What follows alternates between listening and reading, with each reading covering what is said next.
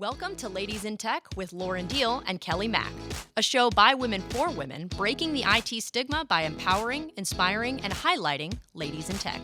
Let's join the ladies in the studio now for today's episode.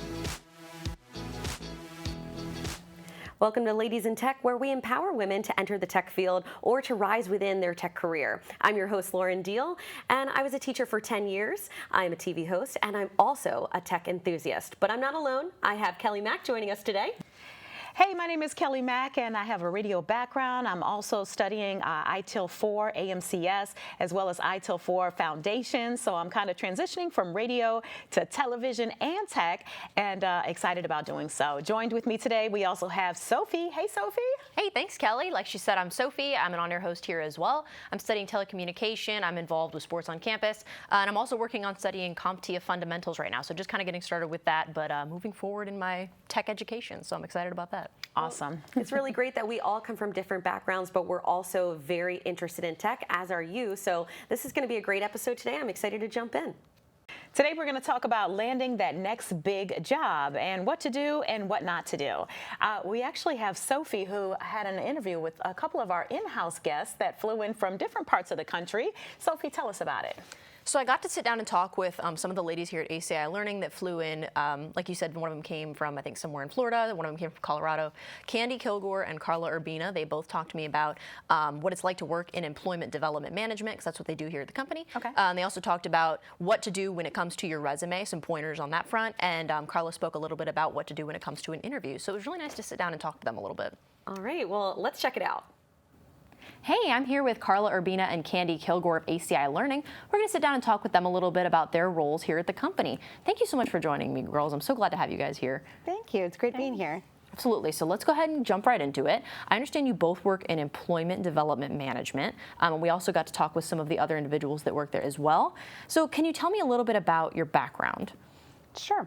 So I have been in the education industry about 20 years now. Wow. Started off teaching, and then I went into extern coordinator, and then I became slowly into career services. So I've been doing resume preps, interviews, LinkedIn, all kinds of development sessions for quite some time now. Wow. Okay. And Candi, how about you? Well, my background in dental, I have 30 years in dental, which led me to higher education, which I just hit my 12th year. Wow, congratulations. Anniversary in higher education, and been working with mentoring and developing students into a new career. Wow. Okay. So we've got a little bit of variety here. You came from teaching, you came from dental. So that's kind of nice to see, because we've talked a little bit on the show about how you can come from any career path and end up in a different career. So as far as what you do at ACI Learning, can you talk a little bit about what your responsibilities are in the employment development management area? Sure. So for me, I actually manage a team that works very closely with the students to develop them, to help them with their resumes, to help them with their interview prep, and to really just get them prepared for their next move into their IT career. Okay, so you kind of have a lot of sounds like direct work with students and things like that. So that's Correct. pretty neat, because Yes. I myself am a student, and so it's nice to have somebody work with you directly on that kind of stuff. It is. And is it similar for you, Candi? Yes, although in my role, what we do is we start from the very beginning when they enroll into the program, and we'll have that initial one-on-one, and we pretty much track through with them, conducting multiple workshops, career exploration, resume writing, and LinkedIn, interviewing skills. And what we do is we work towards getting them job ready so we can present them in front of our hiring managers and get that job. That's nice to have kind of like an advisor with you every step of the way. It's not like, here's the tools, good luck. It's nice to have somebody there to check in. I know that for me personally, it would be very reassuring. So what would you say is your favorite part about your job? Karla, I'll start with you. I think that it's when you see that light bulb, right? When you have that light bulb moment in students, when you tell them that one thing, and it could be anything. It could be one tip about a resume or one interview tip, but you get that light bulb moment where they like, yes, that's what I want. That's what I'm going to do, and I'm going to go out there and get me what I want. That for me, that's the most. It's rewarding? Yes. Absolutely. I can definitely understand that. Is it similar for you? Do you have like a similar experience there? Absolutely, and also when they get the job. Right. That to me, when they are so excited, and they're like, I nailed it, I got the job. And I'm like, yes. You get to see the fruits of your labor pay off. Yes. Getting those calls. Yes. Getting those calls definitely. afterwards, saying they received that offer, that has to be the most rewarding thing. So definitely agree with you on that one. That's awesome. I'm glad to hear that y'all are supportive of the students all the way through the process, and Yes. you want to see them get that job as their end goal. So what does a typical day look like for you in your job? So what we do is, depending upon the day, the workshop that's transitioning that day, we will reach out to students to see where they're at, make sure everything's okay, and then during the workshops, we'll conduct them as far as walking them through whatever workshop it is, resumes, LinkedIn, and follow up with students who are getting close to graduated or already completed the program as far as where they're at with their job applications, employer partners, interviewing status. So it's kind of like as each student is at different areas, we just kind of track and work with them in those areas. Okay. Is it a similar agenda for you? So I come in closer to the end. So what I do Okay. is once they've been prepped, for example, and once they have that resume that's ready there, then what we do, or what I do, is I go ahead and I speak to the employer partners, match them up, match their skills, make sure that they are prepped and ready to get that interview to really knock that out of the park, and then just make sure that they're a good match for whatever roles they're being submitted to. So I kind of come in and do that last, the last pep talk, before the actual running with getting that job offer, which is what we all want. Okay, and because ACI Learning is a tech company, what has it been like kind of working in the tech industry? I know you guys are doing more interpersonal type things, but does the tech factor come into play at all? Absolutely. I mean, it's every day. But definitely, I think that it's very rewarding to be able to say that this is one of the very few industries that you can really move up so quickly. One of the things that I like to say is, as long as you are dedicated and you have a goal in mind, you can do anything. So if you start off, you can start off at a very entry-level role, and it's up to you. What do you like to say? Kat, you're the captain of your ship. You're That's the very captain of true. your ship. That's good advice. It's something that you don't really think about a lot, is that you are in control of your own, I guess, destiny. It sounds a little cheesy to say out loud, but you're in control of your own destiny and your own path. Absolutely. Well, that's awesome. There's so many paths to take too. So that's the good thing, that as you're going through it, you can kind of decide, you know what, I thought I wanted this, but now I see that I have my skills that I really want to do this, and you just keep moving forward until you find that dream job. Right, definitely. And I think you're right as far as this is one of the few industries where you can move up pretty quickly. I mean, I know a lot of other industries in like broadcast and things like that. I know I've looked at jobs there, and it is, I mean, it's a slow process working your way up that chain, but I have noticed in tech, if you can do the job and you're confident in yourself and you go in and know exactly what you're capable of, you can move up quickly, which is awesome. Absolutely. So what kind of advice might you give to a young woman that's looking to get into tech and that isn't really sure where to start as far as resumes and interviews and things like that? I know you specialize a little bit more in interviews, is that right? Correct. So I think that what I would say is to practice, practice, practice. You want to make sure that when you know the job that you are applying to, don't go in there blindly. You want to make sure that you really analyze that job description, that you are fully comfortable with every single bullet on there, which means that if you're not comfortable, you're going to research that. You're going to make sure that you can kind of ace every question, kind of like a test. Any question they ask you off of that job description, you are going to be fully prepared to answer. And we spoke a little bit before the show about resumes. So as far as resumes go, what kind of advice would you recommend? Definitely important to know your skills. And one of the biggest obstacles, people are afraid to admit their skills. So don't be afraid to put your skills out there. Be humble, but list your hard, your soft skills. And when you are looking at that potential job to apply to, make sure that you align that resume, tailor that resume to that specific job, because that's what's going to get you that interview. And I love what you said about being humble, but still being confident in your skills, because there is a difference between being cocky and being confident. And so you don't want to go in and kind of like you own the place, but you do want to know that, yeah, I can do this. And I struggle with that myself. Just, I am reluctant to be like, well, of course I can do this and I'm capable of this, because I don't want to come off like I'm being like boastful or anything like that. But it is important. You got to be your own best advocate, because nobody else will. Absolutely. And the more comfortable that you are with yourself, the better you're going to do. Yes. Yes. Always. Yes, absolutely. And would you say that the more that you apply for jobs, the more that you tailor your resume, the more that you do these interviews, the easier that it gets? Yes. Absolutely, yes. Definitely, by the power of the numbers, the more you apply, you're going to get it. But yeah, because you get more practice, and that's the whole point of it. That as you keep going, and you get better and better, just like you do with everything else. Practice makes Absolutely. perfect. That first interview can be nerve-wracking, but then once you've done it a few times, it's like, okay, Yes. I've got this. Well, thank you so much for sitting down with me and talking a little bit about your background. I guess to finish off, is there anything that you want to say to kind of like, I guess, encourage young women out there that are looking to go into tech? Is there any advice that you might offer them beyond resumes and interviews? Anything is possible. Whatever you have in mind, whatever you think that you want to do, you can do it. You just have to put your mind to it. And again, tech is where to be. I mean, that's the field. Yeah, absolutely. Yeah. I know there's definitely, I mean, beyond the money, there's definitely a lot of other rewarding things about going to tech for Absolutely. sure.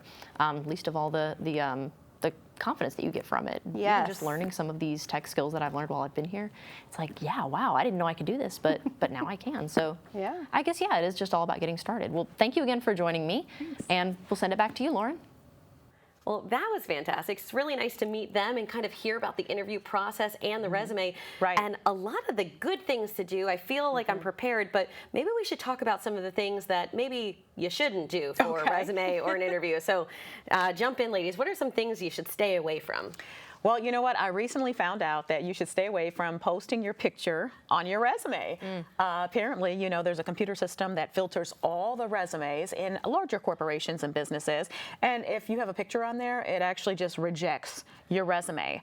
Some symbols too. Right, Yes, right. yeah. You know, and then with interviews, you know, something that I was always taught was don't go in with a red lip or a red top or red dress on. Interesting. Yeah, they say that it kind of, you know, brings unwanted attention, like you're trying to be seen and visible opposed to being professional. So they say red is not a professional color. I've never understood that concept, but I just never did the red. Now, once I get in the job, oh, it's red all day, I was hot gonna say pink. red fingernails, red lips. Yeah. Well, good thing I have the job, you know? Right, definitely. Another thing I was always taught was on the first interview, don't bring up salary. Even if they say, well, do you have any questions for us? Don't bring up salary, because if they like you enough, they're going to call you back for a second interview or to discuss a salary. So those are the few things that I've been taught. It kind of falls into the same category of like discussing politics, religion, and salary. Those are like yes. you know, be careful until you feel confident that you're going to get the call back. But, Right. Sophie, what else do you think? Well, you mentioned even if they ask at the end if they have any questions, not to mention salary. Absolutely, I think that's a great idea. And also, something I didn't really think about is if they say, do you have any questions for us? I remember the first few interviews I did, if I didn't have a question, I would just say, no, I think you covered everything. And apparently that is like a no-no. And it's, you definitely, you want to have going in some questions that you can ask, even if it's not something specific to the company, like, oh, I read this about your company. Something like, what does your ideal candidate look like? Or what does a day in this workplace look like? Something like that that you can apply to any interview you go to, but that still, it's something that you're showing that you're interested and you're engaged. And you're not just like, nope, I'm good to head out. I don't have any questions for you. Right. And then as far as the resume goes, like you said, a lot of times it will go through a like a scanner almost, especially if you're applying online. Yeah. So definitely leaving out symbols and pictures, and then also looking at the job posting for keywords and things like that. You don't want to submit the exact same resume for every job that you're going to. You want to tailor it to what you're applying for, which we touched on a little bit in the interview, but definitely something that I did when I first started out was I just kind of would just spray and pray, kind of just like interview, resume, and I didn't really edit it at all. And now obviously I don't do that anymore because it definitely makes a difference. Some good information. And you're right, because a lot of people send the same resume for everything. It's like customer service, tech, two different things, you know, two different resumes. Even just changing the wording, even if your experience is the same, just changing those keywords a little bit to make it apply a little more. Pulling out of what they're asking for in their, what they listed, pulling those key terms, because I'm sure when it goes through that filtration system, it's looking for some of those key words. So just taking and tailoring, I love that. And I think building off of what you said about asking questions back, you're interviewing for them, but they're also interviewing for you. Absolutely. You need to know before you walk into accepting accepting the job and signing on the dotted line your name, ask about the culture. Yeah.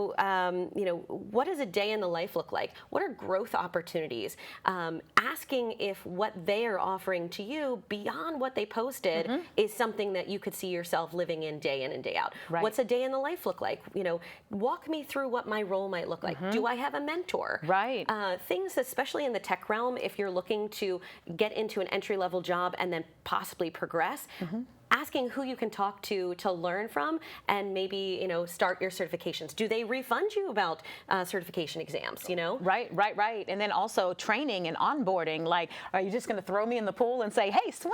Or do you have a certain training program or onboarding program to make sure that I'm well equipped and ready and confident, to take on my new job and my new duties? So, yeah, those are all great things. All right. Well, this was a great just a segment, but I think this is the time that we're going to throw to Sophie to talk about our lit tip, which I'm so excited about because this is going to help you progress in your career. So, Sophie, what do you have for us today?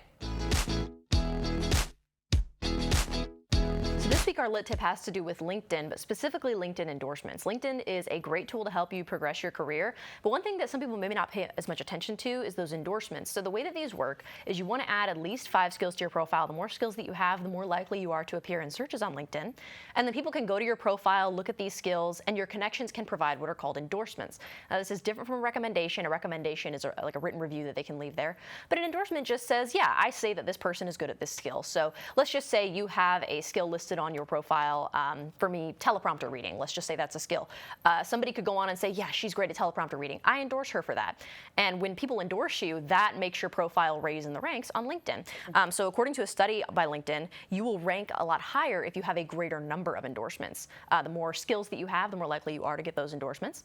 And you can have up to 50 skills on your LinkedIn profile. So depending on where you are in your career with your experience, that could be plenty. For me, it's plenty. But if you have all of this experience in a wide range of careers that you've pursued, then you might have to narrow it down a little bit. And one other thing before I finish off this lit tip, just remember to consider those skills you might not think of. If you're proficient in a coding language like Python, that might seem obvious to add to your profile, proficient in Python.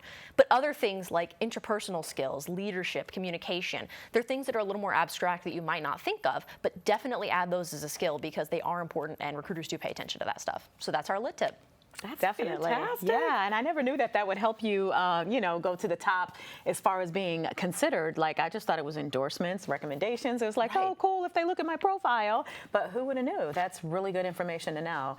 And even if you're changing careers, kind of like you and I have recently done, nobody cares. I used to be a radio DJ in the tech world. So, maybe you take that skill off and add something else, interpersonal skills, management skills, audio editing, things like that would be a little bit more useful in those roles. Yeah, well, time management. I mean, you had to be down to the minute, down to the second for your role. Yes. Especially when you're coding, you setting the timer and understanding how much you can get done in a certain window of time. Time management, that might not be something that comes to the forefront of your mind, but it's also a crucial skill. Right. And wait, how many? So you said 50 skills? You can have up to 50 skills. Okay, but multiple endorsements per skill? Yeah, people can endorse you. I don't think there's a limit to how many people can endorse you for a particular skill. So when I first got on LinkedIn, my dad was one of the few people I connected with back when I was a teenager.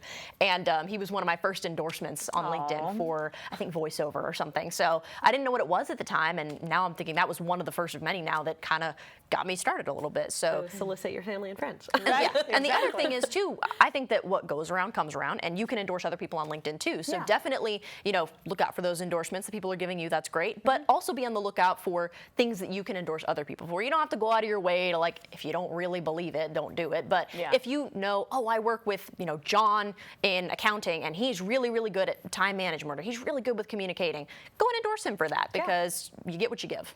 Right. Oh, my word. Karma points. Yeah. I couldn't agree more. All right. Well, you know what? We love to salute women on the show because this is a show all about women and, of course, ladies in tech. So let's talk about our wow this week. It's our Woman of the Week with Sophie.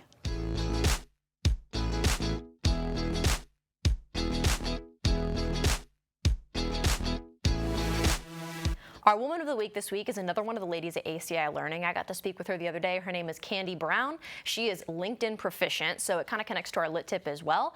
She has a master's degree in organizational leadership and change management, and she's currently the career services manager at ACI Learning. She's based out of Colorado, so she helps students go from their academic career into career placement in tech. So that's kind of her job here, but she's talked about how she loves LinkedIn as a tool. It functions as a job board, a networking tool, a way to apply to jobs, and she's been able to really use that to her advantage. She's one of the LinkedIn top voices in education, which is an honor given to very few people. And she's currently got, I think, over 50,000 followers on LinkedIn. So definitely go and follow her if you get a chance, because she's got a lot of great tips for people on how to use LinkedIn and how to just advance in their career. So she's really accomplished a lot in her time here at ACI Learning and before that as well. And she's our Woman of the Week. That is awesome. And 50,000 followers. Oh, on my LinkedIn. goodness. That's On LinkedIn, a professional platform. Yeah, you know? and I have like 7,000, and I thought I was doing good, but I don't think I'm even up 50,000, there. she puts me to shame.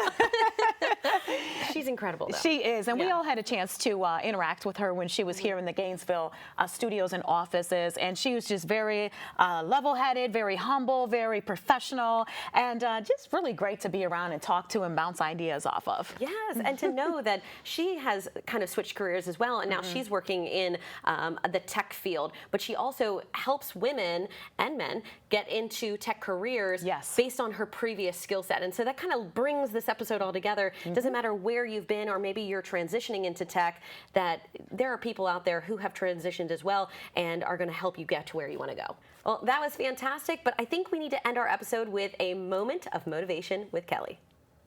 Sometimes elevation requires elimination. In some instances, we have to eliminate certain people, things, or habits so we can elevate to our next level. Ooh, now that's a good quote. All right, so this is all about change, right? Yes, absolutely. And you know, it's true. I mean, if you run with the same people you ran with in high school and they're heading this way and you're trying to head this way, you're probably not going to get where you're trying to go. You need to surround yourself with like minds and like peoples. Be around people that have done what you are trying to do. Yes. Oh, my word. Think about how many times you've surrounded yourself with really great people in your life, but you can't always carry them through all the chapters. Right. You know, they were great for that chapter, but like you said, surrounding yourself in a room full of people where you might not be the smartest person in the room, that's how you learn and you grow. Yes. You know? Absolutely. And it sounds, I think the word eliminate, you might think like, oh, eliminate, but it really is just about moving on, I think, from certain habits or people, just to make sure that you're kind of staying on par with what you want to accomplish. Because like you said, if you continue to run with the same people, it's not that they're bad people or that it's a bad place to be. It's just if you're trying to get to a certain place and they're not going to help you get there, sometimes you've got to just move on. Absolutely. And I think making space for what you want. I think that's the other thing is I clean out my closet when I allow myself to buy new clothes. I can't just keep buying new clothes. And Lauren's I think that comes preaching with, today. I can't think that goes with habits and people and just mental space. You gotta take care of your mental. Yeah. Definitely. I couldn't agree more.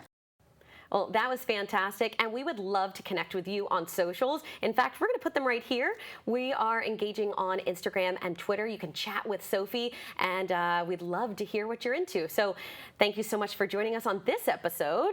And you know, every Wednesday at 4 o'clock, we'll bring you a new episode of Ladies in Tech. And don't forget, if you have an idea for a lit tip, a Woman of the Week, or a topic that we could cover that you'd like to see, let us know. See you next time. See ya.